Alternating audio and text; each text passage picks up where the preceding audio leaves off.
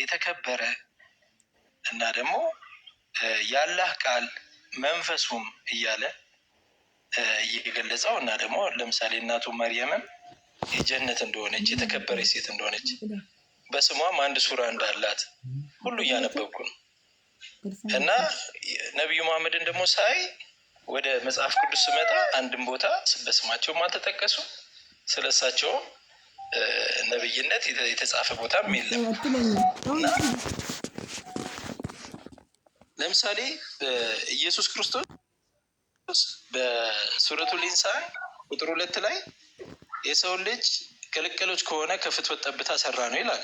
እዛ ውስጥ ኢየሱስን አናገኘው። የመጀመሪያው ሰው እንዳንለው አዳም ነው የመጀመሪያ ሰው፣ ከአፈር ነው የተሰራው። ቀጥሎ ግን ሰዎች ሁሉ ከቅልቅል ከሆነ ከፍትወት ጠብታ እየተሰሩ ደግሞ ከድንግል ተወለደ እና እንዴት አድርጌ አሁን ኢየሱስን ትቼ ነብዩ መሐመድ ልከተል እችላለሁ? እስቲ ንገረኝ። እስቲ ምኑን ከምን አቀላቀልከው? ልጅ አምላክ ነው ሁላቸውንም የላካቸው አይደለ? ኢየሱስ ክርስቶስን አምላኩ ነው የላከው አይደለ? አዎ፣ ግን ቁርአን በጣም ነው የሚያከብረው ኢየሱስን። አያከበርም እኮ አላለም እኮ እኛ በጣም ይከበራል እኮ። ይህ እንዳውም የቁርአንን እውነተኛነት የሚያሳይ ነው። አየህ ክርስቶስ ኧረ ነብዩን አያከብርም ጭራሽ ኢየሱስን እንደሚያከብር። አሁን ለምሳሌ ሱረቱል መርየም 31 ላይ በሁሉም ቦታ የተባረከ እንደሆነ ይናገራል። ኢየሱስ በሁሉም ቦታ የተባረከ ነው። እሱ በሁሉም ቦታ የተባረከ እንደሆነ ይናገራል። እና ሱረቱል ኢምራን ደግሞ ቁጥር 45 ጀምሮ ስታነብ ስለ ኢየሱስ ጭራሽ በጭቃ ወፍ ሰርቶ እተነፍስባታለሁ ባላህ ፈቃድም ሕያው ነፍስ ትሆናለች ትበራለች ይላል። ጭራሽ አላህ ሲፈጥር በነበረበት አይነት ሲፈጥር የነበረ ነው በቁርአን እና የተከበረ ነብይ ነው። አላህ ሲፈጥር በነበረበት መንገድ ነው ያልከው? አዎ፣ የሰው ልጅ በጭቃ ሰራው፣ እስትንፋስ ሰጠው። ምን አደረገ? ኢየሱስ ደግሞ በጭቃ ቅርጽ ወፍ ሰራ እተነፍስባታለሁ አለ ሱረቱል ኢምራን 49 ላይ። ከዛ ባላህ ፈቃድም ነፍስ ሕያው ነፍስ ትሆናለች አለ። ጎበዝ ልጅ። ታዲያ ባላህ ፈቃድ አንተ ሰው አለ። ስለዚህ አላህ ፈቃድ ነው። ኧረ ተአምሩን ነው የምልህ። ተአምሩ የሰራው ተአምር ነብዩ እንደዚህ አልሰሩማ። ከዚህ እንዴት አሁን ኢየሱስን ነብዩ አሁን ተአምራቱን ሰራ? እሺ ተአምራቱ ምንድን ነው? ክርስቶስ እዚህ ቦታ ላይ ከጭቃ ቅርጽ ሰርቶ እፍ ማለት ብቻ ነው። ከዚያ በራሪ ወፍ ማድረጉ ስራ የማን ነው? የአምላክ ስራ ነው። እዚያው ተናገረ እኮ። እኔ እያልኩ ያለው ለምሳሌ አሁን አንተ መልእክት ላክ የሆነ ሰው፣ ከዛ ሁሱ ነው የላከልኝ ብሎ ቢመጣ ዝም ብዬ እንዴት እቀበለዋለሁ? ግን ለምሳሌ ወይ ያንተን ፓስፖርት ወይ ያንተን አይዲ ይዞ ቢመጣ እቀበለዋለሁ። ምክንያቱም አንተ ያንተን አይዲ አብረህ ትልከዋለህ ማለት ነው። ኢየሱስን የላከው አላህ በእጁ ተአምር ሲያደርግ ነበር። ዕውራንን ሲያበራ ነበር። የሞተ ሲያስነሳ ነበር። ሽባዎች ሲተረታ። ስለዚህ ነቢዩ መሐመድ ሰለላሁ ዐለይሂ ወሰለም አይን የመለሱበትን ላሳየህ።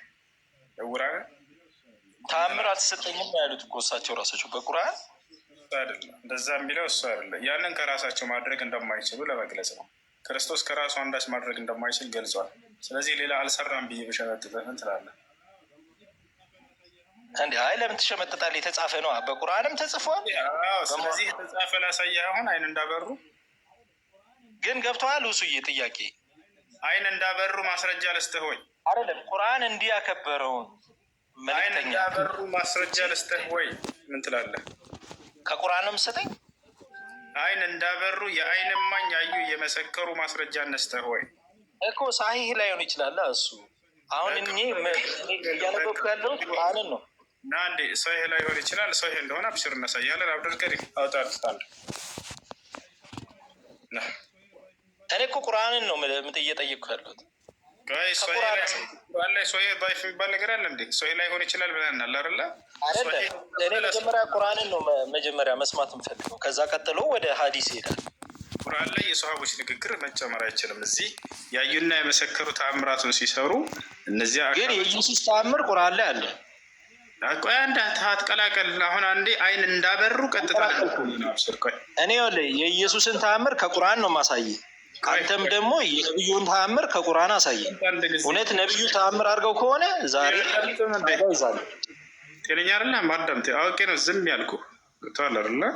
አሁን ተከታተል። አይንን አብርተዋል አላበሩም ወይ ነቢ ስ ላ ስለም ከተባለ አብርተዋል። አሁን ልናሳይህ ነው አይን እንዳበሩ ነቢያችን ሰለላሁ ዐለይሂ ወሰለም። ሁሱ ወንድሜ እኔ ከቁርአን ነው የምፈልገው።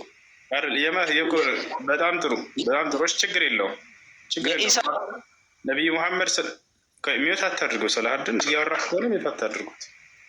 ሚዩት እያደረገኝ ነው። በጣም ጥሩ። የእስልምና የመረጃ ምንጮች ምን ምን ናቸው? እኔ አሁን ለጊዜው ይኸውልህ ክርስቲያን ነኝ። ቁርአንን ነው እያነበብኩ ያለሁት። ያነህ ምንድነህ ብዬ እምነትህን አልጠየቅኩም። የሙስሊሞች የመረጃ ምንጮች ምን ምን ናቸው?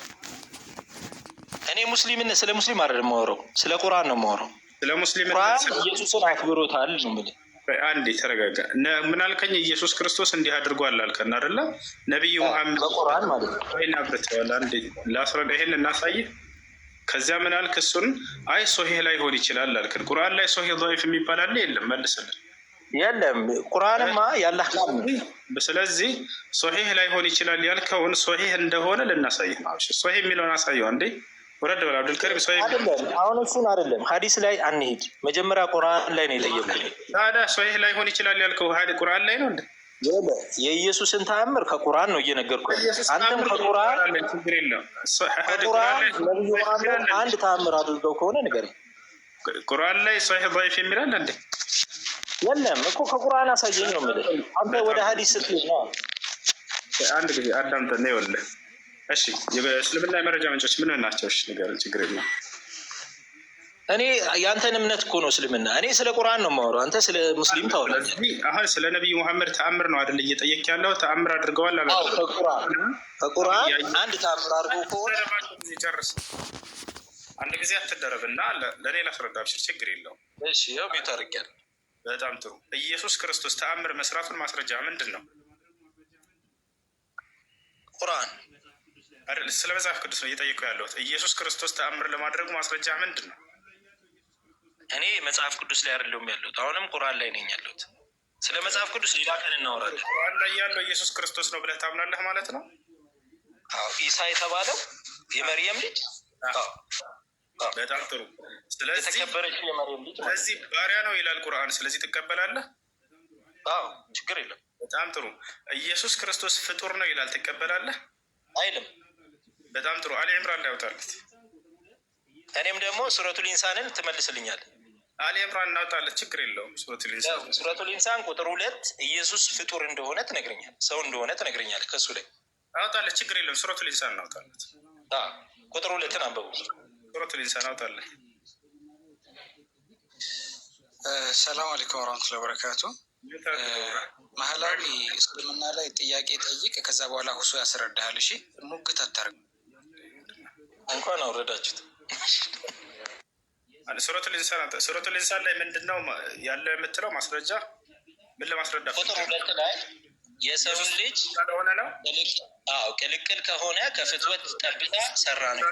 እዚህ ጋር ሊገልጽልን ነው። አንብብና እስኪ ያስረዳ። ሱረቱል ኢንሳን ያውጣል። አንድ አብዱልከሪም ሱረቱል ኢንሳን እናውጣለት። ኢየሱስ ፍጡር እንዳልሆነ እዚያ ጋር አለ እያለ ነው።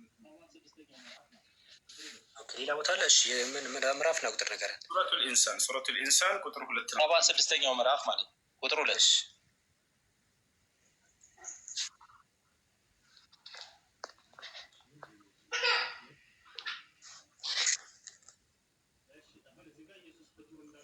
እሺ ምንድን ነው የሚያገናኘው?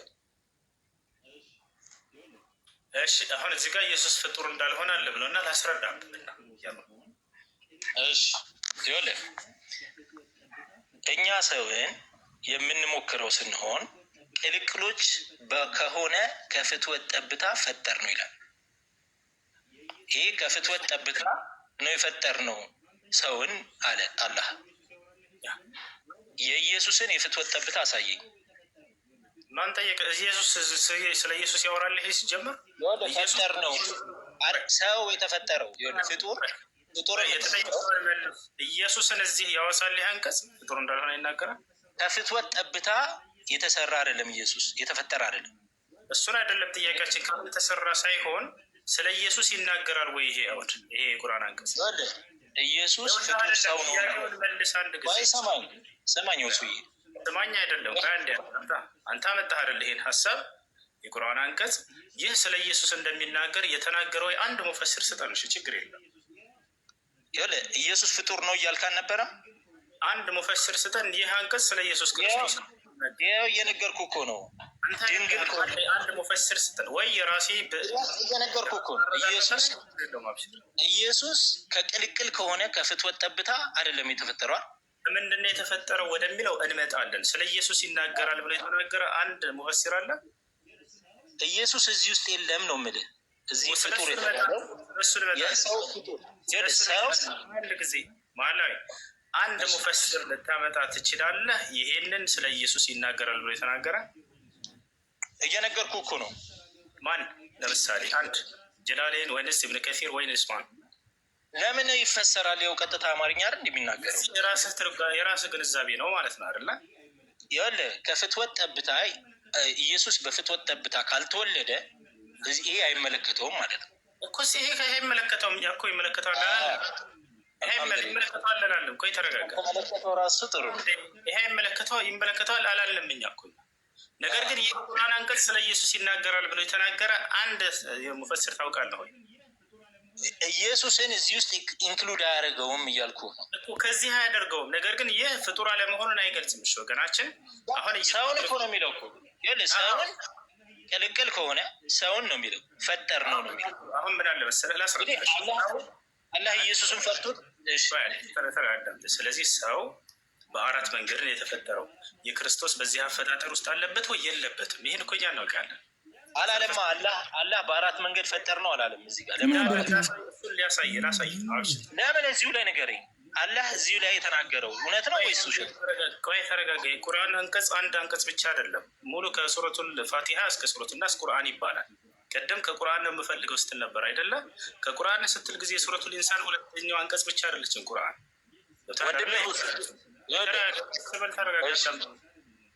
ስለዚህ ይህ እዚህ ቦታ ላይ ይናገራል ስለ አንድ አፈጣጠር።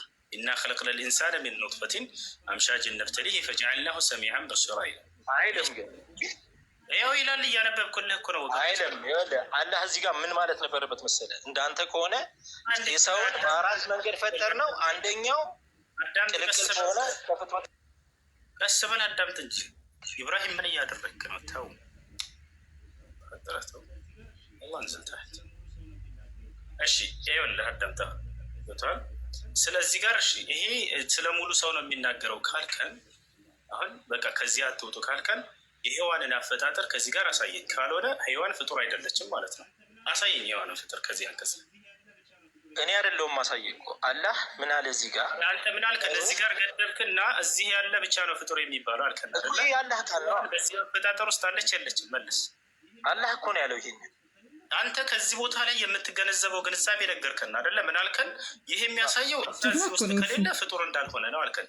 እሺ ችግር የለውም ምን በልህና ሔዋን በዚህ በተገለጸው አንቀጽ መሰረት ነው ወይ የተፈጠረችው? መልስ። እሺ አንተ አሁን አራት ያልከውን ኬት ነው የመጣው? ይህን መልስ ቶሎ በል። ሔዋን በዚህ አፈጣጠር ውስጥ አለች የለችም? ከዚህ ከቁርአን አንቀጽ ሳልወጣ ነው እያወራሁ ያለው እኮ። ከዚሁ ሳንወጣ ምንም ሳንወጣ ወደ ሌላ አትሂድ አልከኝ። ስለ ኢየሱስ ፍጡር እንደሆነ ሌላ ቦታ። ስለዚህ ያንን አልቀበልም አልከን እና ተረጋጋ። ሔዋን በዚህ ውስጥ ተፈጥራለች፣ በዚህ አፈጣጠር ውስጥ አለች ወይንስ የለችም? ይችል መልሳት። አሁን ወደ የመጽሐፍ ቅዱስ መልስ ከፈጠር ከጠየቀኝ ሐዋ ችግር ሐዋ በዚህ አፈጣጠር ውስጥ አለች የለችም? በዚህ አልተፈጠረችም። የጌታ ሰው ስለዚህ ፍጡር አይደለችም ማለት ነው በአንተ ሎጂክ ነው። አይደለም ይኸውልህ ሰማኝ። ስለዚህ ቅድም ምን አለ? ኢየሱስ ክርስቶስ በዚህ አፈጣጠር ውስጥ ስለሌለ እሱ ፍጡር አይደለም። ቆይ እንጂ ተረጋጋ። አውቃለህ እንዴ? ቆይ ልጨርስ። ስለዚህ ምን እናደርጋለን? አሁን በዚህ አፈጣጠር ውስጥ ሐዋ አለች የለችም? የለችም ማለት አለቀ። ሌላም ላመጣልህ። ሐዋ በዚህ አፈጣጠር ውስጥ አለች የለችም? ይኸውልህ ነገርኩህ እኮ። ይሄ እዚህ ላይ ኢየሱስን አያመጣውም። እዚህ ላይ ፈጠር ነው ካለ የለም ምን በልሽ ችግር የለም። ሐዋ በዚህ ፍጡር ውስጥ አለች የለችም? ስለዚህ ፍጡር አይደለም ማለት ነው እኮ። ስለዚህ በአንተ ሎጂክ ሐዋን ፍጡር አይደለም ማለት አይደለም። በዚህ ቃል መሰረት ኢየሱስ ፍጡር አይደለም ማለት ነው። አንተ በሄድከው ሎጂክ እንሄዳለን። ምክንያቱም አላህ ያለው ሰውን በፍትወት ጠብታ ፈጠር ነው። እሺ ሀዋ በፍትወት ጠብታ ነው የተፈጠረችው? ሀዋማ በፍትወት ጠብታ እንዳልተፈጠረች እኔ አውቃለሁ። ማስረጃ ምንድን ነው? እኔ በመጽሐፍ ቅዱስም አለኝ። ከቁርአን ማስረጃ ምንድን ነው? እኔ ከቁርአን እኔ አሁን ስለ ሀዋ አይደለም ላወራ የመጣሁት። እኔ ስለ ኢሳ አወራለሁ እያልክ አይደለም እንዴ?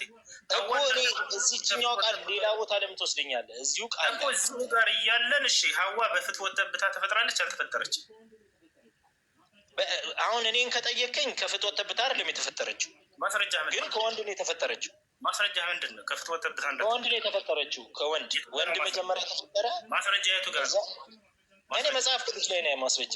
ዘፍጥረት ቁርአን ላይ እያወራህ እኮ ነው። ስለዚህ ስለ ቁርአን መጽሐፍ ቅዱስ ነው ማስረጃ የምታደርገው። እኔ አሁን ስለ ሀዋ ስለጠየቀኝ እኮ ነው እኔ የጠየቁ።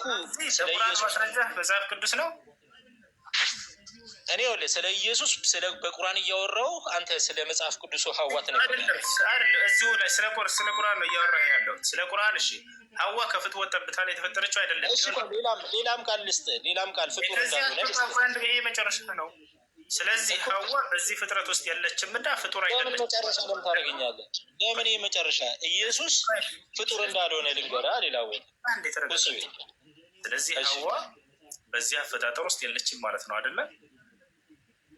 እንደኔ እውቀት እንደ መጽሐፍ ቅዱሴ እንደ መጽሐፍ ቅዱስ አይደለም። እንደ ቁርአን ስለ ሀዋ ይዤ አልመጣሁም። እዚህ ጋር አይደለም። ቆይ አንዴ ተረጋጋ። እዚህ ቦታ ላይ ሀዋ በምንድን ነው የተፈጠረችው? ሔዋን ከወንድ እንደተፈጠረች መጽሐፍ ቅዱስ ነው። ስለ ሔዋን አልጠየቅኩም። ስለ ሀዋ አንተ ነው የምታውቀው። እኔ ስለ ኢየሱስ ላወራ እኮ ነው። ስለ ሀዋ እንንገርህ። ስለዚህ ሀዋ በፍትወት ጠብታ አልተፈጠረችም። ስለዚህ በፍትወት ጠብታ ያልተፈጠረ ፍጡር ሊባል አይችልም ካልከን ሀዋን ፍጡር አይደለችም ማለት ነው በአንተ ግንዛቤ። እዚህ ጋር ግን በሱረቱል ኢንሳን ቁጥር 2 ላይ ኢየሱስ ፍጡር እንዳልሆነ ይናገራል። ምክንያቱም ለምን ተብለህ ስትጠየቅ ጊዜ ምን አልክ? በፍትወት ጠብታ ስላልተፈጠረ አልክ አይደለ? አዎ የሚለው ቃሉ በፍትወት ጠብታ ያልተፈጠረ ሁሉ ፍጡር አይደለም ማለት ነው አይደለ? እንደሱ አላለኩም። ምን ያልኩት በዚህ ቁርአን አያ መሰረት ኢየሱስ ክርስቶስ ፍጡር አይደለም። ለምን? በፍትወት ጠብታ ምክንያቱም አላህ ሰውን ቅልቅል ከሆነ ከፍትወት ጠብታ ፈጠር ነው አለ። በጣም ጥሩ። ስለዚህ በፍትወት ጠብታ ስላልተፈጠረ ፍጡር ካልሆነ በፍትወት ጠብታ ያልተፈጠረ ሌላ አካልም ካለ ፍጡር አይባልም ማለት ነው አይደለ? እኔ ስለ እሱ አይደለም እያወራ ያለሁት፣ ስለ ኢየሱስ ቁርአን ይናገራል ነው። እዚህ ቁርአን አንቀላ እዚህ ጋር ስለ ኢየሱስ ይናገራል ብሎ የተናገረ ሙፈስር እንደሌለ አንተ ለመስለም አይደለም የመጡት አለ ለመጃጃል ቁርአኑ በግልጽ አማርኛ እኮ ነው የተናገረው። ስለዚህ አንቺ የራስሽ ግንዛቤ ነው ማለት ነው። እሺ በጣም ጥሩ። ስለዚህ ኢየሱስ ክርስቶስ ከምንድን ነው የተፈጠረው? አልተፈጠረም። በዚህ አያ መሰረት እንደተፈጠረ መጽሐፍ ቅዱስ ላይ አውጣለት አንድ ጊዜ አብደልከሪም። እንግዲህ አላህ አይዋሽማ። ልናሳይ ነው። አብሽር ፍጡር እንዳለ ልናሳይሽ ነው። አይ መጀመሪያን ጨርሳ ፍጡር እንዳልሆነ ሌላ ሱረቱል ኢምራን ቁጥር 45 ነው አይደለ? አሁን እንደተፈጠረ ቁጥር 45 ነው። አትደረም። ሱረቱል ኢምራን ቁጥር 45 ነው አውጣው። ደረብንቺ መጽሐፍ ቅዱስ ጋር ሂዳ ቁርአንን እንጨርስ። እንሄዳለን ልናሳይህ ነው። ፍጡር አይደለም ብለሃል። ከመሄድ በፊት ይኸውልህ እኔ እንሄዳለን፣ ችግር የለውም። በቃ ልንሄድ ሱረቱል ኢምራን ቁጥር 45 ነው አውጣልኝ። አውጣለት አብደልከሪም ፍጡር እንደሽ ጀዛከላህ ከየት ቤተ እምነት ነህ? እሺ ማህላዊ ኦርቶዶክስ ነህ? ያ ስሙ ማህላዊ ይላል። አየህ እኮ ኦርቶዶክስ ና። አይ ማህላዊ ይባላል። እኔ ከየት ቤተ እምነት ነህ ያልኩህ ወገን ማህላዊ። ይኸው እየነገርኩህ እኮ ነው። ቁርአን እያነበብኩ ነው። እሺ መጽሐፍ ማነባለሁ። ክርስቲያን አይደለህም? ነኝ ክርስቲያን ነው። ይሄ ክርስቲያን የትኛው ክርስቲያን ነው? አሁን አውጣልኝ ቁጥር 45 ላይ በመጨረሻው ዓለም የተከበረውን ነብይ አውጣልኝ። ፕሮቴስታንት ነው ኦርቶዶክስ ነው? ፕሮቴስታንት። ማነው ፕሮቴስታንት እንድትሆን ያዘዘ? እግዚአብሔር ነው? ነብያቶች? አላህ። ማስረጃ ምንድን ነው? አልሐምዱሊላህ ማስረጃ የተከበረ ነብይ ላከና ፕሮቴስታንት ሆን ብሎ ያዘዘ የትጋ ነው? እግዚአብሔር ፕሮቴስታንት ሆን ብሎ ያዘዘ? እየነገርኩህ እኮ ነው። የኢየሱስ ተከታይ ማለት ነው። የቱ ጋር የኢየሱስ ተከታይ ፕሮቴስታንት ይባላል የሚለው ማስረጃ? ፕሮቴስታንት ያሉት ሰዎች ናቸው። በጣም ስለዚህ አምላክ አላወጣውም ማለት ነው ይሄን ስም አይደለ? እስላምም አምላክ አላወጣውም ባይዘው ሰዎች ናቸው። ምን አምላክ አወጥቶታል? ማስረጃ ላሳይ። የመጨረሻ ይሆንሻል። አይ እንደውም አትስማሙበትም እኮ እሱ። በቃ ላሳይህ። እንግዲህ አሁንስ አሁን አዳምጥ። እስላምን አምላክ ራሱ የሙስሊሞች መጀመሪያ ያደረገኝ ይላሉ ነብዩ። ሱራ አሊ ዕምራን ቁጥር 19 ላይ ያወጣለት አምላክ የደነገገ አይደለም ብሏል። እዛ ቦታ ላይ አንዴት ያለ ቆይ የኔን ግን ለምን አታወጡትም? የኔን ለምን አሁን ሽፍት ታደርጋለህ? አሁን እናወጣለን አንድ ጊዜ። ይህን መጀመሪያ ስለ ኢየሱስ ፍጡር አለመሆን እንጨርስ። ችግር የለም ትቀጥላለህ። አብሽር ችግር የለም። አንዴ ሱራ አሊ ዕምራን አሳየው አውጣለት። አውቆ እንደሆነ አውቃለሁ። ያጀባ ወላሂ አውቃለሁ፣ ግን ላስኬደ ችግር የለም። ከዚህ በፊትም ጠይቄህ እኮ አሁን ፖስት አድርገው ነበር። እዚህ ጋር ይነበባል። አንብበው እስኪ ምን ይላል? አላህ ዘንድ የተወደደ ሃይማኖት ኢስላም ብቻ ነው ይላል። ይህ አይደለ? ነገር ግን ክርስትናን እግዚአብሔር ምንም እውቅና አልሰጠውም እንትላለን። እግዚአብሔር ክርስቲያን ሆኖ ብሎ የትኛውን ቦታ ላይ አላስስም አይደለም። አሁን ለምሳሌ ኢሳ ሙስሊም ነው ነው የምትለው አይደል? እግዚአብሔር ክርስቲያን ሆኖ ብሎ የትኛውን ቦታ ላይ አላዘዘም አይደለ? አይ ታዟለች። ማስረጃ እንዴ ሐዋርያ ስራ ላይ አለልኝ። እግዚአብሔር ክርስቲያን ሆኖ ክርስቲያን ተባሉ ይላል። ምዕራፍ ቁጥር እናስተን። አሁን ይኸውልህ የሽፍት እያደረክ ነው። ምዕራፍ ስንትና አንዴ ሱረቱል ኢምራን ቁጥር 45 ነው። አውጣ ወደ መጽሐፍ ቅዱስ እየሄድክ ነው። አየው እግዚአብሔር ክርስቲያን ሆኖ ብሎ ያዘዘበት ይጋር ነው። ኢየሱስ ፍጡር አለመሆኑን እያሳየው ነው። እሱ ወደ ማድረግ አይችልም። ወላሂ ወንት ወደ ያዘ ነው። አውቀን እዚህ የሆነ የሚሰጠውን ትምህርት ምናምን እንትን ለማለት ለማንኛውም ክርስቲያኖች ካላችሁ ገብታችሁ ጠይቅ ትችላላችሁ። እንኳን ወጣው በአንድ ቤት አራዳ ሆና ነው። በጣም አራዳ ነው ሲበዛ።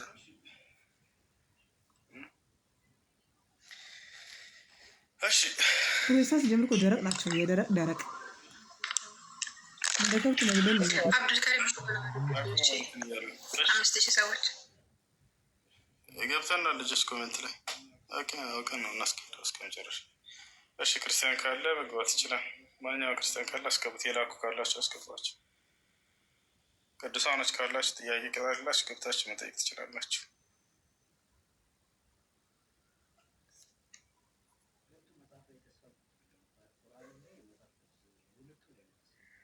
ሁለቱ መጽሐፍ ላይ ተስፋ ቆርጧል።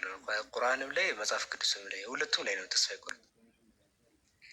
አውቆ ነው እንትን ሲል ነበረ ከመጀመሪያው ከዋለ። እሺ ሰላም እንዴት ነህ?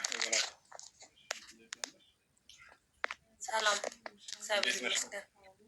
እሺ ጥያቄ አለሽ? ከአሁኑ ልጅ ጋር ስታወሩ እየሰማችሁ ነበርና ምንድነው እሱ አንድ ሰው አንድ ጥያቄ ሲጠይቅ ማለት ነው ያንን ጥያቄ በቅደም ተከተል ነው መመለስ ያለብህ። ምክንያቱም ሁላችንም እንድንማርበት ማለት ነው።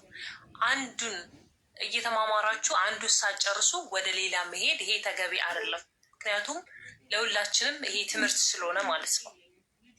ኦኬ ጥያቄ አለሽ? እኔ ጥያቄ የለኝም። ልጁን ለምን አስወረድከው? መልሰው።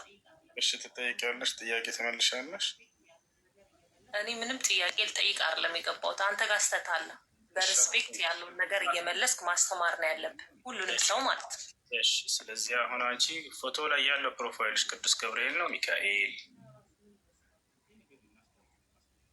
ምን ይመስላል ስታየው ራሱ ምን ይመስላል? አንቺ ንገሪን፣ አስተምሪን፣ አስረጅን። ያው ጊዜ ሰጥቼሻለሁ፣ ንገሪን ስለስዕሉ ማን ይባላል? እሱ ላስተምርህ አልገባውም። ላስተምርህ ወይ ደግሞ ጥያቄ ለመጠየቅ አይደለም የገባሁት። ሰውን በሪስፔክት ማለት በስነስርዓት ጥያቄ በቅደም ተከተል መመለስ አለብህ ነው እያልኩ ያለሁት። ገባ? ንገሪን፣ ንገሪን፣ ችግር ንገሪን። ማትረባ ብላ ተሰርባለች። ኧረ ክርስቲያኖች ምን ይሻላል? ምን ይሻላችኋል? እሺ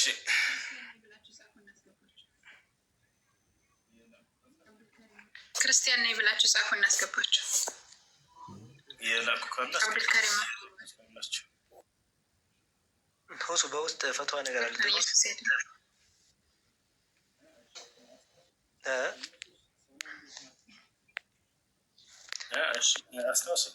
ኢየሱስ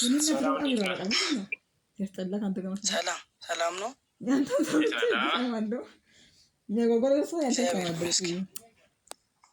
ጥያቄ አለ ወይንስ እንጠይቅህ?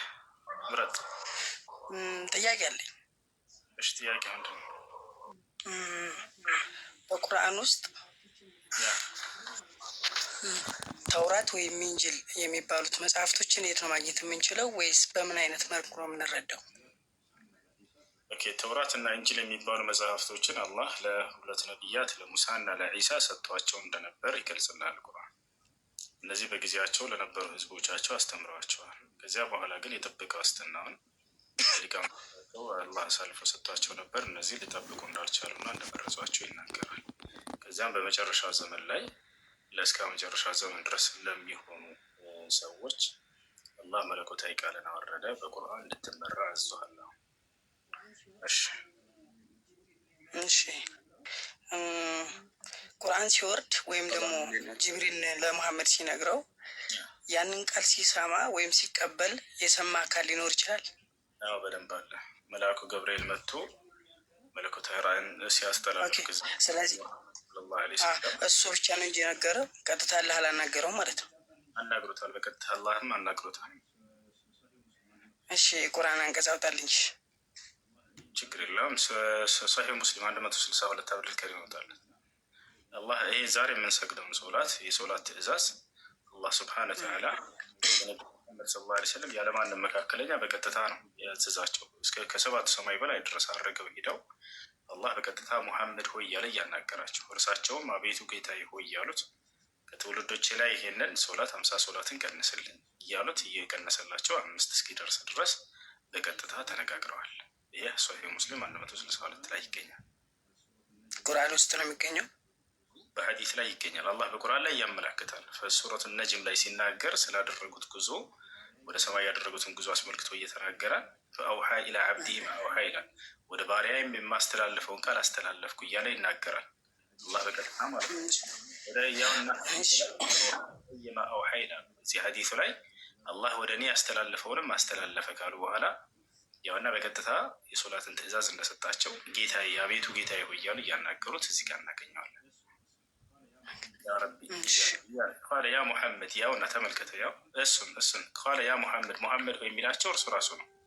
ቃለ ያ ሙሐመድ የሚል አሁን ጣትህ ስር የነበረው ሙሐመድ ሆይ እነርሱ 5 ሶላቶች ነው። አሁን ጣትህ ላይ ያው ጣትህ ላይ እነሁነ 5 ሰለዋት የሚለው አይታየም? አብዱል ከሪም ረብ ቃለ ረቢ ተባረከ ወተዓላ ያውና የተባረከው የልዑሉ አምላኬ እንዲህ አለኝ እያሉ ቃል በቃል ያውና የተናገሩበት።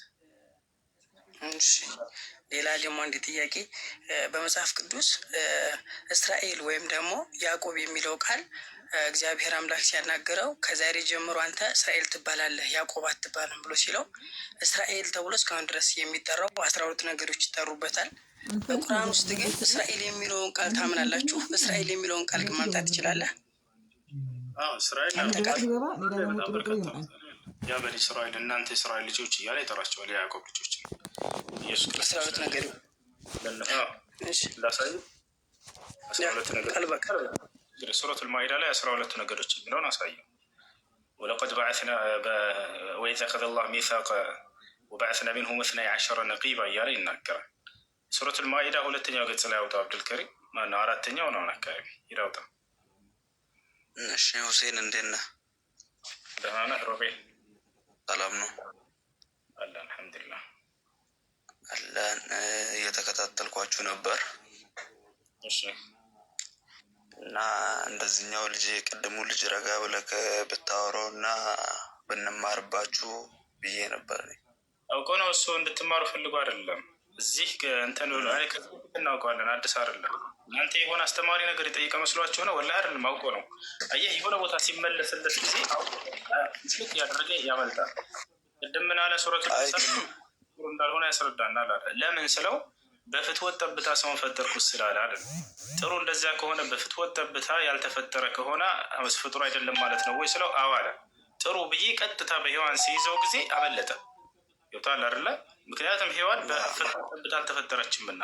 ስለዚህ በፍትወት ጠብታ ካልተፈጠረ ፈጣሪ ነው ወደ ማለት ከሄድክ ሐዋን ፍጡር አይደለችም በለና ስለው አይን ያላቅም ስለሱ አፈጣጠር ብቁር ያለ ያለ ገብተዋል። በፍትወት ጠብታ እንዳልተፈጠረች ደግሞ ሁላችንም የምናውቀው ነው። ከአዳም የግራ ጎን ነው አይደል የተፈጠረችው? ያ ነው። ስለዚህ አውቆ እያጭበረበረ ነው። እኔ አውቄ ነው ዝም ብዬ ሳስኬዳ የነበረው ገብታችኋል። ይሄ ነው። ለማንኛውም አሁን እየጠየቀ ያለው ልጅ በጣም ጥሩ ጥሩ ጥያቄዎችን እየጠየቀ ነው። ይህ አስተማሪ ጥያቄዎች እነዚህ ናቸው። ማንኛውም ጥያቄ ችግር የለውም ነበረ፣ ግን አውቆ ነው እንድትረዱ ምናምን እናንተ እንደዛ አይደለም። ያው እነዚህ 12 ነገዶች ብሎ አላህ ስብሐነሁ ወተዓላ ያነሳቸዋል። ይታያል። ወለቀድ በዐሰ አላሁ ሚሳቀ በኒ እስራኤል ወበዐስና ሚንሁም 12 ነቂባ ይላል። አብዱልከሪም ወደ ላይ ከፍ አድርግና አማርኛውን አሳየው አለ። ችግር ስለማነበው አላህም የእስራኤልን ልጆች የጠበቀ ቃል ኪዳን በእርግጥ ያዘባቸው ከእነርሱም 12ቱን አለቆች አስነሳን እያለ ይናገራል። አሁን እዚህ ጋር ሲናገር ያለውን 12ቱን ብሎ ነው። እግዚአብሔር ግን ቃል በቃል ነው እስራኤል ብሎ አንተ ከዛሬ ጀምሮ ያዕቆብ አትባልም እስራኤል ትባላለህ ብሎ ቃል በቃል ፌስ ቱ ፌስ ተናግሮታል። ለምሳሌ መጽሐፍ ቅዱስ ላይ ነው የምልህ። በቁርአን ግን ይሄንን ስንጠይቅ ተውራት ላይ ነው የምናገኘው። ተውራቴን ነው ስንል ደግሞ ተውራት ተበርዟል ይባላል። አሁን ለምሳሌ የበፊቶችን ታሪክ የነቢያቶችን ታሪክ ማግኘት የምንችለው እኛ በመጽሐፍ ቅዱስ በብሉይ ኪዳን ነው። የነ አብርሃምን የነ ዳዊትን የሁሉን የምናገኘው። በቁርአን ግን አወሳቸው ነው የሚለን እንጂ ቃል በቃል ልናገኘው አንችልም። ይሄ ነው ጥያቄ የሆነብኝ። በጣም ጥሩ፣ ችግር የለውም። እንደ መጽሐፍ ቅዱስ ከሄድን በጣም እንደው አይምሮ በማይቀበለው ሁኔታ ነው ያዕቆብ እስራኤል የተባለበትን መንገድ ታውቃለህ? ኦሪት ዘፍጥረት ላይ ያወጣለት። ለምን ያዕቆብ እስራኤል እንደተባለ ታውቃለህ? ታሪኩን መጽሐፍ ቅዱስ ላይ ምን ይላል? እግዚአብሔርና ያዕቆብ ትግያ ተጋጥመው እኛ ወደ መንፈሳዊ ነው የምንቀይረው። ለምሳሌ መንፈሳዊ እንዳልሆነ ላሳየህ። ሹልዳው ተሰበረ፣ እግሩ ተሰበረ ይለናል። እግር መሰበር መንፈሳዊ አይደለም፣ አካል ነው አይደል? እንደ ሹልዳ ጉልበት፣ እግር ያኔ ተሰበረ እያለ ይናገራል ቃል በቃል ገብተዋል። መንፈሳዊ እናንተ ጸሎት ብለዋቸው ነው ላ እንደዛ ሚል የለም። ዛጋ ምንድነው የሆነው ነገር? ሹልዳው እግሩ እስኪሰባበር ድረስ ትግያ ተጋጥመዋል። መጨረሻውን ከእግዚአብሔር አሸንፈሃልና ስምህ ከዚህ በኋላ ያዕቆብ ሳይሆን እስራኤል ተብለሃል ይለዋል። ያውና ምን ይላል አለውም እንግዲህ ከእንግዲህ ወዲህ ስምህ እስራኤል ይባላል እንጂ ያዕቆብ አይባልም፣ ከእግዚአብሔርም ከሰው ጋር ታግለህ አሸንፈሃልና ይላል።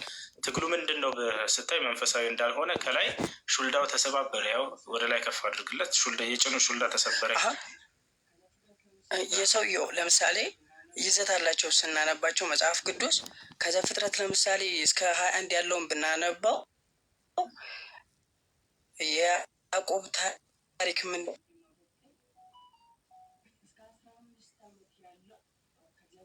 ነው ብትል እስከ 15 ዓመት ያለው ከእግዚአብሔር ጋር ማለት ብቻ የሚፈልግ የነበረ ሰው ነበር ያዕቆብ። ስታየው ክፍሉን ማለት ነው። ልክ ለምሳሌ ወንድሙን ያታልልና የት ይሄዳል? ላባ ጋ ይሄዳል። ላባ ጋ ሄዶ ምን ያደርጋል?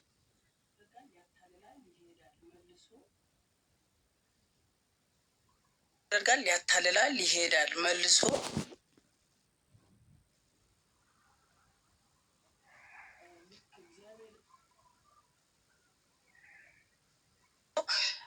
ልክ እግዚአብሔር ጋር ሲደርስ ነው ድካምነቱን የምታየው እና ልክ እግዚአብሔር ወዲያው ያናግረዋል። እንደ ቁርአን ይሄ ቁርአን ጥቅስ አውጥተን በመቻል ልክ ነኝ። እየተቆራረጠ ነው ወገናችን። ይሰማል? አሁን ይሰማል። እሺ፣ ለማንኛውም ይኸውልህ የያዕቆብን ታሪክ በዚህ ሁኔታ ነው እስራኤል የሚለውን ያገኘው ይላል። አሁን አንተ ማወቅ የፈለግከው ነገር ምንድን ነው? እስራኤል እያለ አላህ ብዙ ቦታ ላይ ያዕቆብንም ይጠራዋል። ኩሉ ጣዓም ካነ ሒለን ሊበኒ እስራኤል ኢላ ማ ሐረመ እስራኤሉ ዐላ ነፍሲ ይለዋል። ያዕቆብ እስራኤል ተብሎ ይጠራል። ያ በኒ እስራኤል ይላቸዋል። እናንተ የእስራኤል ልጆች እያለ ይጠራቸዋል። ኡላኢከ አለዚነ አንዐመ አላሁ ዐለይሂም ሚነ ነቢይይን ሚን ዙርየቲ አደም ወሚመን ሐመልና መዐ ኑሕ ሚን ዙርየቲ ኢብራሂም ወኢስራኤል ይላል። የአብርሃም ዘሮች የእስራኤል ዘሮች እያለ ያዕቆብን እስራኤል በሚል ምትክ ይጠራዋል። እስራኤላውያኖችን ነቢያቶች ያ በኒ እስራኤል እያሉ እንዲጠሯቸው ያዝ ነበር። መሲሁ ለምሳሌ ለያዕቆብ ልጆች ተልኳል አይደል? ለእስራኤል ልጆች። ስለዚህ እናንተ የእስራኤል ልጆች ሆይ እኔ ወደ እናንተ የተላኩኝ ነኝ ይላቸዋል። የያዕቆብ ልጆች በሚለው ምትክ ማለት ነው። ስለዚህ የያዕቆብ ሌላኛው ስሙ እንደሆነ እስራኤልን ይገልጽለታል። ታሪካቸውንም ያውሳላቸዋል። የያዕቆብ ታሪክ አንድ ምዕራፍ ራሱን የቻለ ምዕራፍ ሁሉ አለው። በየቦታው ሁሉ ይጠቅስበታል። የዮሴፍ ምዕራፍ ይልና ስለ ያዕቆብ ሙሉ ታሪክ እዚያ ጋር ይናገራል። ቁርአን ያደረገው ነገር ምንድን ነው? በእነርሱ ላይ የተዋሹ ተቀባይነት የሌላቸው ነገራቶች እነዚያን በተለይ ስህተትነታቸውን ይገልጻል። ለምሳሌ ያዕቆብ ወንድሙን አጭበርብሮ ነው አይደል በረከቱን የተቀበለው ከይስሐቅ። ይህን ታውቃለህ? ይህን አላህ ቃል በቃል በቁርአን ላይ እኔ ራሴ መርጫቸው ባርኪያቸው ነው እያለ ይገልጽላቸዋል። ወዝኩር ኢብራሂም ወኢስሐቅ ወያዕቆብ ይላል። ሙሐመድ ሆይ በዚህ በቁርአን ላይ አብርሃምን፣ ኢስሐቅን፣ ያዕቆብን አውሳ ለትውልዶች ካለ በኋላ ወኢነሁም ዒንደና ለሚነል ሙስጠፊን አልአኽያር ይላል።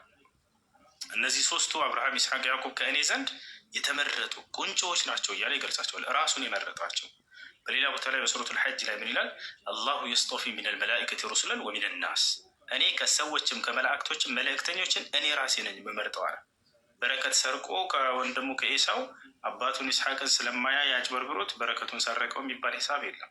አምላክ ራሴ ነኝ እኔ ነኝ የባረኳቸው እያለ ይናገራል። ወባረክና ዐለይህ ወዐላ ኢስሐቅ ይላል። አብርሃምንም ባረኩት ኢስሐቅንም ባረኩት ይላል። እና የባረካቸው ራሱ አምላክ አላህ እንጂ በረከትን ከወንድሙ ሰርቆ ምናምን ብሎ በዚህ በታላቅ ነብይ ላይ አይለጥፍበትም ቁርአን። እዚህ ጋር ደግሞ ሌላ ጥያቄ ይመጣብኛል። አሁን ለምሳሌ አንድ ሙስሊም ማለት ለኢላሀ ኢለላህ ሙሐመድ ረሱልላህ ብሎ ሲል እስልምናን ተቀበለ ብላችሁ ታምናላችሁ? ከዛ በፊት የነበሩት ነቢያቶች ሙስሊም ናቸው ብለህ ልደመድም አትችልም። ምክንያቱም ለኢላሀ ኢለላህ ሙሐመድ ረሱልላህ ስትል እስልምናን ተቀበልክ ብለህ ካልክ ከዛ በፊት የነበሩት ነቢያቶች ወይም ሙስሊም ትላቸው አትችልም። ወይም በህግጋት የሚኖሩ ሰዎች ነበሩ ማለት ነው በእናንተ አይደል? ጠይቀንና ለመልስልህ። አትደምድም አንተ አትደምድምና እንዴት ነበር ታዲያ ከዛ በፊት ያሉት እስልምናን የሚቀበሉት? በዚህ ጊዜ ላኢላሀ ኢለላህ ሙሐመድ ረሱሉላህ ከሆነ እዚያን ጊዜ ወደሚለው እንምጣ። ይህን ማስረጃ ያሳያለሁ። ለምሳሌ በመሲሁ ዘመን የነበሩ ሰዎች ላኢላሀ ኢለላህ ብለው ዒሳ ረሱሉላህ ብለው ነበር ሻሃዳ የሚይዙት እስልምናቸውን የሚያረጋግጡት። አየህ፣ በአንዱ በአምላክ በአላህ ማመን፣ ከዚያ በተላከው መልእክተኛ በመሲሁ መልእክተኛነት ማመን፣ ከዚያ ሙስሊምነታቸው ይረጋግጣል ማለት ነው። ይሄን ቃል በቃል አሁን ላሳየህ በቁርአን ላይ ምን ብሎ ሲያዛቸው እንደነበር የመሲሁን ህዝቦች ወኢዝ አውሐይቱ ኢለል ሐዋርይን አን አሚኑ ቢ ወቢረሱሊ ቃሉ አመና ወሽሀዱ ቢአንና ሙስሊሙን ይላል። ምን ይላል? ወደ ሐዋርያትም ማለት ሐዋርያት ማለት የመሲሁ ተከታዮች ናቸው አይደለ? ወደ ሐዋርያትም የትእዛዝ ቃሌን ባስተላለፍኩ ጊዜ አለ አላህ ምን የሚል ትእዛዝ? በእኔ የምመኑ በላኩላችሁ መልእክተኛ የምመኑ አላቸው። አያ ላኢላሀ ኢለላህ ዒሳ ረሱሉላህ ማለት ነው። ከዚያ ምን አሉ? እነሆ አምነናል ካሉ በኋላ ሙስሊሞች መሆናችንንም አረጋግጥልን መስክርናቸው ማረጋገጫ የሚመሰከረው በዚህ በአንዱ አምላክና በተላከው መልእክተኛ ሲያምኑ በሙሐመድ ብለው አይደለም ይባላል። ምክንያቱም እነርሱ የተላከው ነቢይ ዒሳ ነው እና ዒሳ መልእክተኛነት ይመሰክራሉ። የሙሳ ህዝቦችም እንዲሁ የሙሳን መልእክተኛነት በዚህ መልኩ ይሆናል ማለት ነው። ያ ይታያል እዚህ ጋር ያው ሐዋርያቶች እንዴት ብለው እንደሚመሰክሩ የሱራ አሊ ኢምራን ማኢዳውን አሳይ። የሱረቱል ማኢዳ ላይ ሱረቱል ማኢዳ 111 ላይ ያሳይ ምዕራፍ 5 ቁጥር 111 የመሲሁ ህዝቦች እንዴት ይወሰዱ በዚህ ጋር ያሳይ 111 ያውን ይታያል። ወደ ሐዋርያትም ይላል ወደ ሐዋርያትም በእኔና በመልእክተኛዬ እመኑ በማለት ባዘዝኩ ጊዜ እነርሱ ምን አሉ? ያው አመንን እኛ ሙስሊሞች መሆናችንን መስክር አሉ። ያው የሙስሊምነታቸው ማስመስከሪያና ማረጋገጫ በአንዱ አምላክ ያምናሉ፣ በተላከላቸው መልእክተኛም ያምናሉ። ያ ልክ ዛሬ ላኢላሀ ኢለላህ ዒሳ ሙሐመድ ረሱሉላህ እንደምንለው ላኢላሀ ኢለላህ ዒሳ ረሱሉላህ ማለት ነው።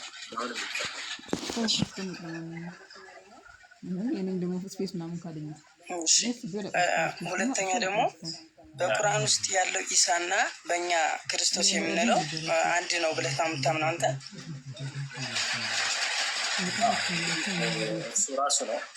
ግን እንኳን እዚያ አንዳንድ ነገራቶች ላይ ያላለው ደግሞ ስለተሳሳተ አስተምሮ ይሰጥበታል በደሙ ይዳናል ምናምን የሚለው በአስተምሮታቸው ነቢያቸው ሰዎች እንዲህ አይነት እንጂ ድንግል ማርያም የወለደችው በእስራኤል ምድር ላይ የነበረው ያለ ወንድ ዘር ፈሳሽ ከሴት ብቻ የተገኘ የሆነው እርሱ ያ ራሱ ነው ብለን እናምናለን።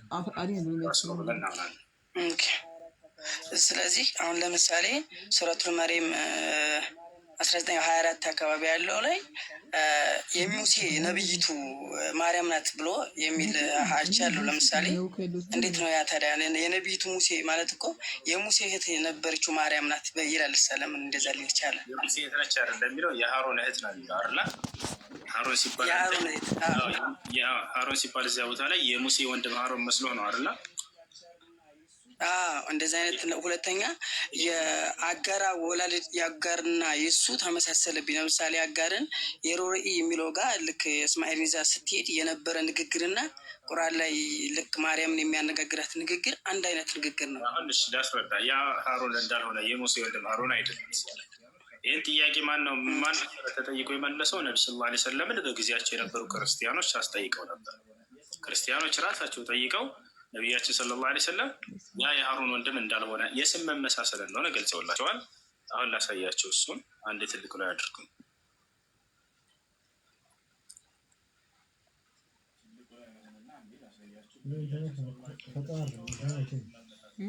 ትልቁ ላይ ሆነና እንዲህ ላሳያችሁ። ነቢያችን ሰለላሁ ዐለይሂ ወሰለም ተጠይቀው ያ የስም መመሳሰል ነው ብለው ለጊዜያቸው የነበሩ ክርስቲያኖች ራሳቸው ጠይቀዋቸው መልሰውላቸዋል። ክርስቲያኖች ናቸው። በቁርአናቸው ላይ የሃሮን እህት የሚል እናገኛለን። በሃሮንና በመሲሁ መካከል በጣም ብዙ ጊዜያት ነበሩ። ነቢያችን ሰለላሁ ዐለይሂ ወሰለም ይህ የስም መመሳሰል እንጂ እንዳልሆነ ገልጸውላቸዋል። ያው እነዚህ ጋር እናገኘዋለን። ያ እና ሐዲሱን ምንጩን የታገኙታላችሁ መሰላችሁ? ያው እዚህ ጋር ሙስሊም 2135 ላይ ታገኙታላችሁ። ለማ ቀዲምቱ ነጅራን ይላል አቡዘር ማነው አልሙጊራ ብን ሹዕባ የተባለው ሰሓባ ነው። ወደ ነጅራን በሄድኩኝ ጊዜ አለ። ነጅራን ማለት በየመንና በሳዑዲ መካከል ክርስቲያኖች በብዛት የሚኖሩባት የነበረች ሀገር ነች። ነጅራን በሄድኩኝ ጊዜ አለ ያኔ እነኩም ተቅረኡነ ያ እኽተ ሃሩን፣ እናንተ በቁርአናችሁ ላይ አንቺ ሃሩን እህት የሚል ቃል በሃሩን በሙሳና ደግሞ በመሲሁ መካከል በጣም ብዙ ዘመናቶች ነበሩ እና ስለዚህ እንዴት ነው ብለው በጠየቁ ጊዜ ይሄን ነብዩ ሰለላሁ ዐለይሂ ወሰለም በጠየቋቸው አለ ሰአልቱ عن ذلك فقال انهم كانوا يسمون بانبيائهم والصالحين قبلهم እነርሱ እነዚህ እስራኤላውያን ሰዎች حتى በመርየም ዘመን የነበሩት ከእነርሱ በፊት በነበሩ በነብያቶቻቸው ሲሰይሙ ስለነበር ነው የስም መመሳሰል እንጂ ፍጹም አይደለም ብለው ነግሯቸዋል። እዚህ ጋር ማብራሪያው ጋር ቀጥታ ያሳየ እሺ ሌላ እዚህ ጋር ليس هو هارون المذكور عندي ወደ አማርኛ ልቀይር ይታያል። እዚህ ጋር ወደ አማርኛ ልቀይር ማብራሪያ ያው ወደ አማርኛ ልቀይረው። እያየህ ነው አይደል? ኢየሱስ ያድናል የሚለው ያው ያ እሱ የሙሳ ወንድም የሆነው ሃሩን አይደለም። ያንን ሃሩን ነብዩን አይደለም፣ የሙሳ ወንድም የሆነውን ሃሩን ይገልጻል። ስለዚህ የስም መመሳሰል እንጂ ያ የሙሴ ወንድም ሃሩን አይደለም ብለው ነብዩ ሰለላሁ ዐለይሂ ወሰለም ራሳቸው ተጠይቀው ይሄን ተናግረዋል። እሺ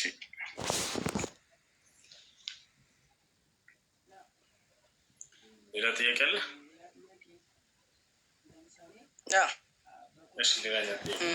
ሌላ ጥያቄ ለምሳሌ በቁርአንም ሆነ በመጽሐፍ ቅዱስ ላይ ያየኗቸው ነቢያቶች ለምሳሌ ኢየሱስ ክርስቶስ እኔ እውነትም መንገድም ሕይወትም ነኝ ይላል። በቁርአን ውስጥም ሆነ በየትም ቦታ ላይ እንደዚህ አይነት ነቢያቶች እንደዚህ አይነት ቃል መናገር እንደማይችሉና ማለትም እንደማይችሉ የሚያረጋግጥ ቃል አለ አይደለ? ምሳሌ መጽሐፍ ቅዱስ ከራእይ እስክታይ አላህ ቃል በቃል አነ ረሱል ሐቅ ይላል። መልእክተኛው መሐመድ እውነት ነው እያለ ይገልጽልናል።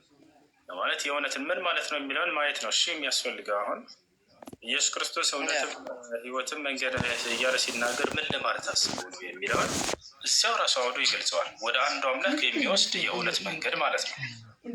ቃል በቃል ሙሐመድ እውነት ነው እያለ ይነግረናል።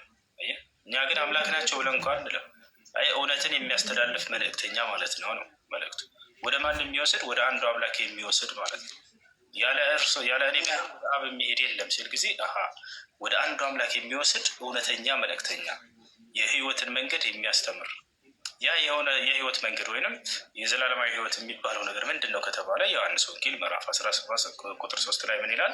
ወደ ሰማይ ቀጥ ብሎ ኢየሱስ ክርስቶስ እንደምታውቀው አባት ሆይ አንድና ብቸኛ እውነተኛ አምላክ ይሁን፣ እንዲሁም የላከውን ኢየሱስ ክርስቶስ ያውቁ ዘንድ ይችለች ዘላለማዊ ሕይወት አለ። ያውቁ ዘንድ የሚለውን አስምርበት። እውቀቱ ነው አየኸው፣ ሕይወት እያለ ያለው ኢየሱስ ሕይወት ነኝ ሲል ጊዜ የእርሱ ላይ የተወረደውን እውቀት የአንድ አምላክን እውቀት እና የእርሱን መልእክተኛነት እውቀት ይሄ እውነትን ይሰጣል፣ የሕይወትን መንገድ ያስገኛል። ይሄን እንጂ ራሱ ኢየሱስ ክርስቶስን ለማለት አይደለም የሚያስተምረውን ትምህርት በማንስራች። እሺ እንደዛ ከሆነ ለምሳሌ በቁርአን ውስጥ አባት ማለት አይቻልም አይደለ? ቁርአን ውስጥ አሁን እኔ አላህ አባቴ ነው ማለት የሚል ቃል አታገኝምም። አባት ማለት በዕብራይስጦች በና እስራኤላውያን እና በአረባውያን ስለሚታወቅ አባት ማለት ዘሴም አንድ አይነት ባህሪ ያለው እንደማለት እንደሆነ መቼም ይሄን አትክድም አይደለ? ለምሳሌ አባቴ ሲል ኢየሱስ አንድ ናቸው። አባቴ ማለት አንድ አይነት ባህሪ ያለው እንደማለት ነው። አሁን ለምሳሌ ኢየሱስ ክርስቶስን እኔና አብ አንድ ነን፣ እኔን ባወቃችሁኝ አብን ባወቃችሁት ነበር ሲል ይሄ ራሱን ከእግዚአብሔር ጋር ስላስተካከለ ብቻ ድንጋይ ነሱበት፣ ሊወግሩት ተነሱ ነው የሚለው። ምን ማለት ነው? አሁን አይልም መጽሐፍ ቅዱስ አይለውም የእግዚአብሔር አባት እንደሆነ ኢየሱስ ክርስቶስ ራሱ እናንተስ የልዑል ልጆች ናቸው ሁሉ ይመስላቸዋል። የእኛ ልጅነትና የእሱን እንትን ነው ማረጋገጥ ያለብን። ለምሳሌ ኢየሱስ ክርስቶስ ራሱ ቃል በቃል ሲናገር እና ለእኛ ሲነግረን የተለያየ ነው። እንግዲህ ሂዱና አሕዛብን ሁሉ ልዩነቱ ምንድን ነው? እሺ ማቴዎስ አውጣሽ ማቴዎስ 28:19-19 ያለውን ይህ ማለት የልጅነቱ የአባትነት ልዩነቱ ምንድን ነው? ወደ አባቴ ወደ አባታችሁ አደርጋለሁ።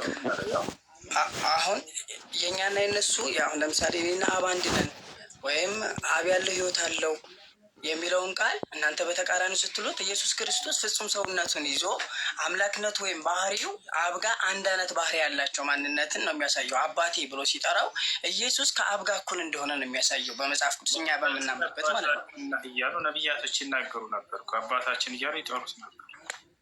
ምን ብለን አይጠሩም። በቁርአን ውስጥ አባቴ ማለት አትችልም፣ አይቻልም። ቁርአን አይደለም እዚያው መጽሐፍ ቅዱስ ላይ እያልኩ እኮ እኛማ አሁን መጽሐፍ ቅዱስ ኢየሱስ መጽሐፍ ቅዱስን አሁን ስናነባው ቃል በቃል ልክ ቁጭ ማድረግ ሳይሆን ለምሳሌ ምን ለማለት ፈልጎ ነው የሚለውን ሀሳብ ስናየው የሚሰጠን ሀሳብ የኢየሱስ ክርስቶስ እሱ የሚለየው የባህሪ አባቱ ነው ልትል ፈልገህ ነው አይደል? ባጭሩ አንድ ናቸው። አሁን እግዚአብሔር ማለት ራሱ ኢየሱስ ክርስቶስ ነው። አንድነቱ እዚያ ቦታ ላይ እኔና አብ አንድ ነን ሲል አውዱን ስናየው ጊዜ ስለ መለኮት አይደለም ያወራው። ይሄን ተውና የማቴዎስ ወንጌል 19 ያውጣል። የማቴዎስ ወንጌል 28 በቁጥር 19 ያውጣ። ምን ልታስረዳ ፈልገህ ነው? እዚያ ጋር ከመሄዳችን በፊት ችግር የለም ያወጣል። አውጣ 28 19-20 ያለውን አውጣልኝ።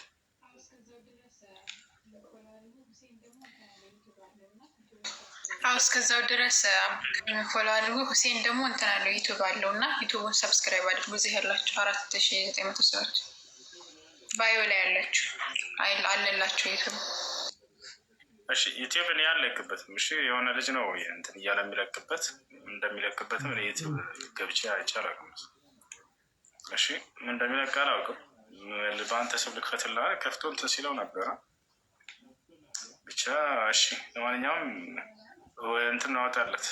እሺ አውጥቶልሃል። ያው ምን ይላል አሁን 19 ላይ እንግዲህ ሂዱና አሕዛብን ሁሉ በአብ በወልድ በመንፈስ ቅዱስ ስም እያጠመቃችኋቸው ያዘዝኋችሁንም ሁሉ እንዲጠብቁ እያስተማራችኋቸው ደቀ መዛሙርቴ አድርጓቸው፣ እነሆ እኔ እስከ ዓለም ፍጻሜ አይደል የሚለው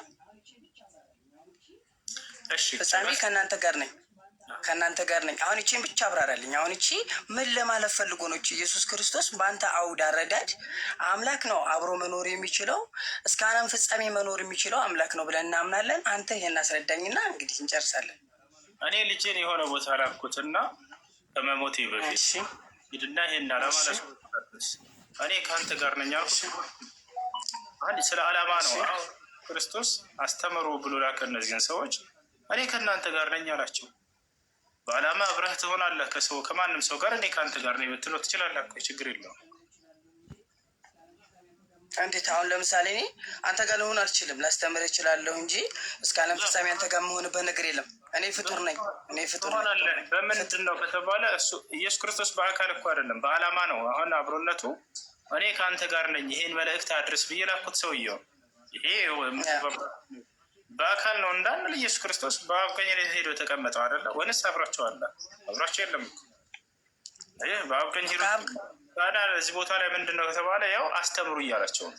ሂድ ብለህ ከላከው አንድ ሰው እንዲያስተምር አለማህን እንዲያደርስ ሄድ ይሄን አድርስ፣ ጠንክር፣ አብሽር፣ እኔ ከአንተ ጋር ነኝ እንለዋለን አይደል? ስለዚህ አብሮነት እዚህ ቦታ ላይ ይህንን የዓላማ እንጂ አካላዊ ማንነት አብሮ መሆኑን አይደለም። ክርስቶስ ሲጀመረሱ መልእክተኛ ነው፣ የተላከ ነው ቦታ አለ። ያ ግን አምላክ መሆኑን ሳይሆን የሚያሳየው እኔ ከአንተ ጋር አብሬ አለሁኝ ብለህ ገልጸው። እሺ እንደዛ ከሆነ ሐዋርያቶች መሰከሩለታ። እንዴት እናድርግ? ለምሳሌ አሁን እኛ አብዛኛውን ሰዓት አሁን ለምሳሌ ነቢዩ መሐመድ ይመኑ ስትሉን ለነቢዩ መሐመድ የመሰከረ ማንም የለም ብለን እናምናለን። ለምሳሌ ኢየሱስ ክርስቶስ ከተሰቀለ በኋላ ነቢያቶች እነ ሐዋርያው ጳውሎስ እነ ቅዱስ ጳውሎስ ከ50,000 የሚያንሱ ሰዎች ስለ ኢየሱስ ክርስቶስ ስቅለትና ስለ ኢየሱስ ማንነት መሰከሩልን። ኢየሱስ ክርስቶስ እንዲያውም ሮሜ 9 ላይ አባቶችም ከእነርሱ ናቸው፣ እነርሱም ከክርስቶስ በስጋ መጣ፣ እርሱም የተባረከ የዘላለም አምላክ ነው አሉት። አሁን ለምሳሌ ይህንን ቃል እያሉን እንዴት እንመንኛለን? ኤፌሶን ምዕራፍ 1 ቁጥር 3 ላይ የኢየሱስ ክርስቶስ አምላክ ይባረክ ይላል። አምላክ እንዳለው መስክረዋል ሐዋርያት። እውነት ነው እኮ ኢየሱስ ክርስቶስ እኮ ፍጹም ሰውነቱን እኮ አንክድምኛ። አሁን አንተ አሁን ኢየሱስን ሰውነቱን ብታጎላብኝ መጽሐፍ ቅዱስ ሰውነቱን ይነግረኛል። አዳምጠኛ አንድ ጊዜ። አቤት አቤት። አምላክ አለ የለውም? እሺ ኢየሱስ ክርስቶስ አለው። አምላኬ ሲል ለምሳሌ ዕብራውያን አውጣሽ እንደዛ ካልክ ትሄድ አምላክ አለ የለውም? አለው በስጋ ሲኖር አለው። መጽሐፍ ቅዱስ አብ ነው። ስለዚህ አምላክ አለው ማለት ነው አይደል? አምላኬ አምላክ አለው። እውነት ነው። አምላኬ አምላክ አለው ማለት ይሄንን እስኪ በደንብ አብራራው። አምላኬ አምላክ አለው ዘሴም አንድ አይነት ናቸው ማለት እኮ ነው። ምን አንድ ነው? አምላክ አለው እኮ አብ ለኢየሱስ ክርስቶስ አምላክ ነው አይደል? ነገር ግን ኢየሱስ ክርስቶስ ለአብ አምላክ ነው ማለት ትችላለህ? እላለሁ። እንዴ ኢየሱስ ለአብ አምላክ ነው? አዎ ስለሚለው መጽሐፍ ቅዱስ ነው ይለዋል። ስለዚህ ኢየሱስ ክርስቶስ አብ ለኢየሱስ ክርስቶስ ለአብ አምላክ ነው። እሺ ገዛለታ አንድ አይነት ማለት ነው። ዘሴም ናቸው ማለት እኮ ነው። አሁን አንተ አልገባ ብሎ ነው እንጂ ለምሳሌ ከአብና ከኢየሱስ ክርስቶስ በመለኮት በስልጣን አንድ ናቸው። መቼም ልትቀይራቸው አትችልም። የቱ ጋ ነው እንደሱ የሚለው? በመለኮት በስልጣን አንድ ናቸው የሚለው የቱ ጋ ነው? እሺ ዕብራውያን ግባ፣ ምዕራፍ 1 ግባ። እዚያ ጋር በመለኮት በስልጣን አንድ ናቸው የሚል ቃል የለም ወገናችን። አሁን አንተ መረዳት የምንችልበትን አሁን ለምሳሌ አንተ ግዴታ አሁን ቁርአን እንደዚህ ነው የሚለው ብለህ ብትለኝ የተጣመመ ቃል ላመጣብሃለሁ። ለምን? ለምሳሌ ኢየሱስ ክርስቶስ እኔ ነብይ ነኝ ብቻ የሚል መጽሐፍ ቅዱስ አውጣ። ለምሳሌ አንተ ከቁርአን ኢየሱስ ክርስቶስ ነብይ ብቻ ነኝ እኔን አታምልኩኝ ያለ ቃል አውጣ። ጥምም ያለ ቃል ማውጣት ከፈለክ ማለት ነው ብዬ ብለህ አታመጣም። አሁን አንተ ተረጋበል። ኢየሱስ ክርስቶስ በኢየሱስ ክርስቶስና ከአብ ማን ይበልጣል ነው? ይበላለጡ። አሁን ለምሳሌ አንተ ከእኔ አብ ይበልጣል የሚለውን ቃል ልታመጣልኝ ነው። እኔ ገብቶኛል። ስለዚህ አይደለ አሁን ጥያቄ ሆነው ነው የምታመጣልኝ። ሁልጊዜ ኢየሱስ ክርስቶስ አምላክ ነው ሳይ ሰውነቱን ነው የምታጎሉብን።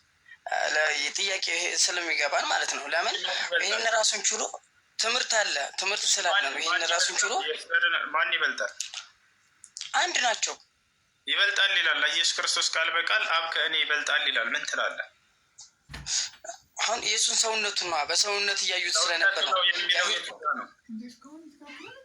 ላሳይ አውጣሽ በሰውነት ይህን ቃሉን ጥቅሱን አውጣለት እና አብዱልከሪም ነገር ግን በሰውነት ነው ብሎ የተናገረበትን አሳይ። እንደዚህ ሊሆን አይችልማ።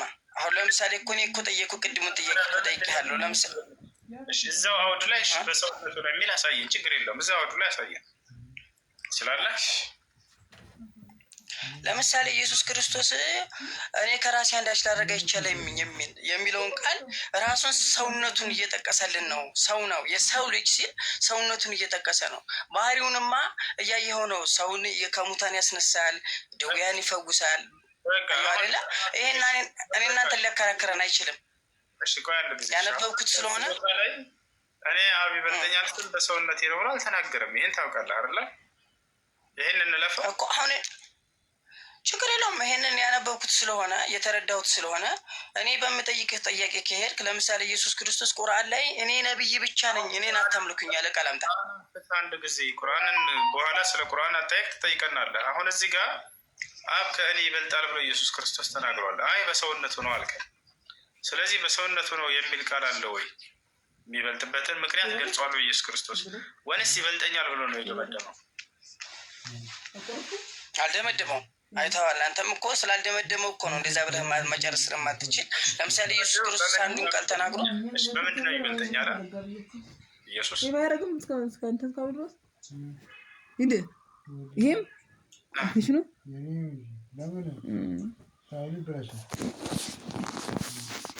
አይላውጣላ እንዴ ያው ተቶላል እኮ በምንድን ነው የሚበልጠኝ አለ። ለሚበልጠው ተናግሯል። በምንድን ነው አለ የሚበልጠው? እኛ አሁን እኮ አንተ በራስህ በምትረዳው መልኩ እያስረዳ ያንተ አዲስ ምንም አልረዳም። ተወኝ በቃ እኔ ተወኝና አልረዳም። አንተ እዚህ ጋር በአውዱን አንብበህ በምንድን ነው ይበልጠኛ አለ ነው ያልኩህ። የኔን አረዳድ ተው በቃ ተከበረው።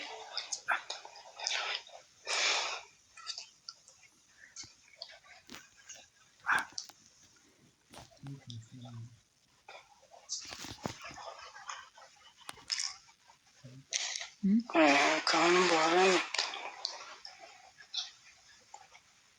አሁን እዚህ ጋር አንተ በምትረዳው ወደ አንሄድም። አሁን እኔ ባስረዳ አንግባባም።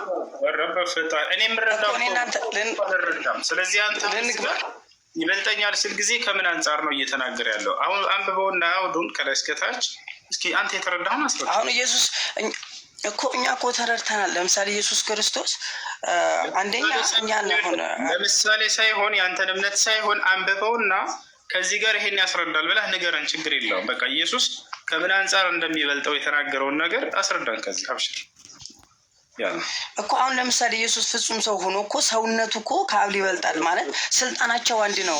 በቃ እንትን ልለያቸው አትችልም አንተ። ለምሳሌ ኢየሱስ ሰውነቱ ግን አለ እንደዚህ የሚል የተናገረው ነገር እዚህ ጋር አለ። ለምሳሌ አንተ ስታስረዳኝ የነበረው እኮ ቃል በቃል ፌስት ፌስት ሳይሆን ለምሳሌ አይደለም። አውዱን አንብብና ከምን አንጻር እንደሚበልጠው እንደተናገረ ንገረን። ችግር የለም። ካላወቅኸው አላውቀውም በልና ወደላ ጥያቄ መሄድ ትችላለህ። በቃ አላውቀውም፣ ችግር የለውም። እሺ ልንግባባበት ስለማንችል ሌላ ጥያቄ አለ። ልንግባባበት ጭቅጭቅ እንዳይሆን እዚህ ላስቆምልህ ማለት ነው። እሺ